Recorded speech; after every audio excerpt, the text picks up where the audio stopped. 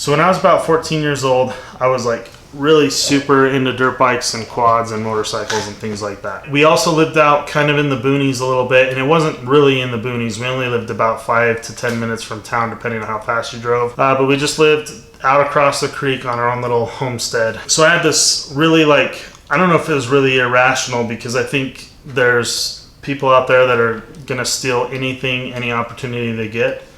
But I had a fear that somebody was going to steal some stuff from us, and you know, we had a lot of those kind of machines sitting around the house. Nothing very nice, just a bunch of stuff that I bought, fixed, and worked on and sold and all kinds of stuff. So anyway, we had this 90cc four-wheeler. Because of this fear, I had stuck a lock through the brake rotor and locked it, just a basic padlock, just so that if somebody would roll it forward, it would hit the brake caliper and stop. Now, this really probably wasn't the best idea, but I probably put it on there at 13 years old, maybe 12, and I finally got around to fixing them at about 14 years old. Basically, one day I was pulling this thing out, start fixing it up, getting it going again, and I was taking my grinder, got myself a grinder. Now, this definitely wasn't the one. It was like one of those orange Chicago electric ones from Harbor Freight my dad had growing up.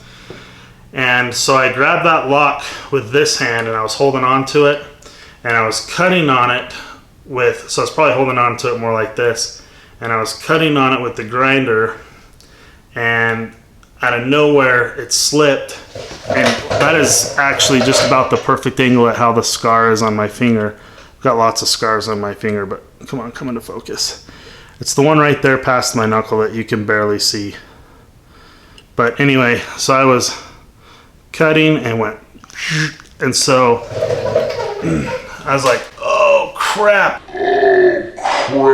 It also didn't bleed because the grinding wheel was so hot that it just basically singed all the blood vessels right on its way through. We got to the walk-in clinic probably right about 30 minutes later, because we had to go to the next town over that actually had a walk-in clinic at the time. My town does now, but anyway, so we finally got there, and the doctor looks at it and he goes, "Ooh, yeah." "Ooh, yeah." So he takes his little, it was like a little scraper, it just kind of scraped away the skin, got it to bleed again, cleaned it up, and he looked in there and he's like, "Yeah, you just grazed the bone." So yeah, I was very, very fortunate I didn't cut my finger all the way off. That was really stupid, but keep in mind I was 14 and I'd probably used an angle grinder maybe 5 more other times than this.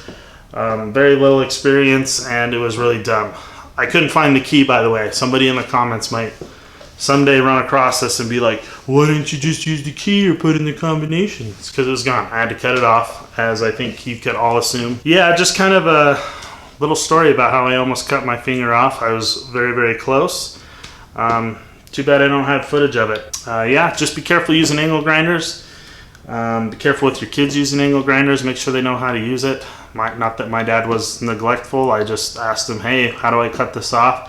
He said, "Use an angle grinder," and off I went. I don't think I even said, "Okay, I'm going to do it," or anything like that. So definitely just think safe, be careful in your shop.